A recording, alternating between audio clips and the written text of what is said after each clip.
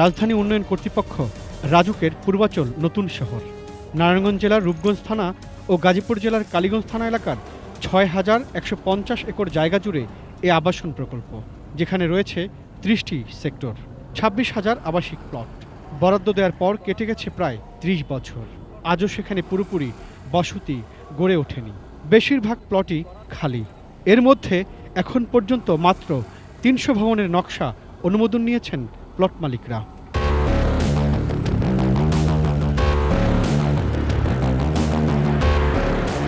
এই প্রকল্পের শুরুতে পুরো এলাকা ছিল সবুজে ঘেরা। এরপর চলে জমি অধিগ্রহণ।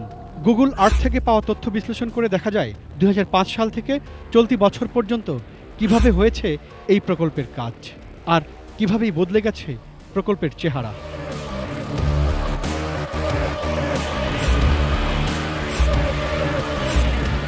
প্রকল্পের শুরুতে বলা হয়েছিল, যেখানে ছোট ছোট টিলা, গজারি বন, প্রাকৃতিক লেক যে অবস্থায় আছে তাই রাখা হবে। এসবের মাঝেই গড়ে উঠবে বসতি। তবে নানা কারণেই সেটি আর পুরোপুরি বাস্তবায়ন করতে পারেনি রাজুক, যার পেছনে রয়েছে ব্যবসায়িক মনোভাবের অভিযোগ।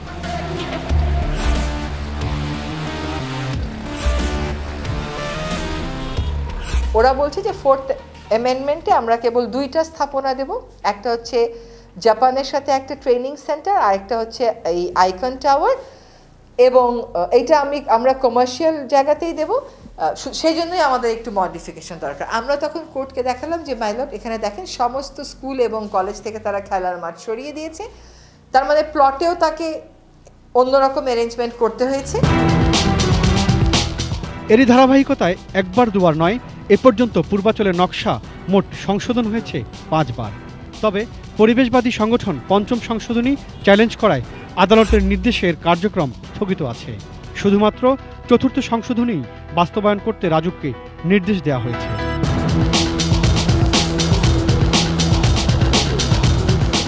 আমরা কোর্টে গিয়েছিলাম যে বারবার পরিবর্তন করে সে আরও প্লট দিচ্ছে, এবং 5th অ্যামেন্ডমেন্টে সে নতুন অনেক কটা প্লট অ্যাড করেছে, এবং আমাদের কাছে আনসাইন্ড চিঠি আছে যেখানে রাজুক বলছে প্রকল্প পরিচালককে যে তুমি সব খেলার মাঠটা ছড়িয়ে এখানে আমাকে নতুন করে প্লট ক্রিয়েট করে দাও, কিন্তু আবারও আনসাইন্ড বলে আমরা দিতে পারলাম না।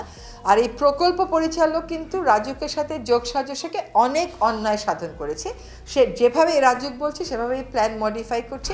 পূর্বাচল নতুন শহরে অনেকেই আবেদন করেছিলেন প্লটের জন্য।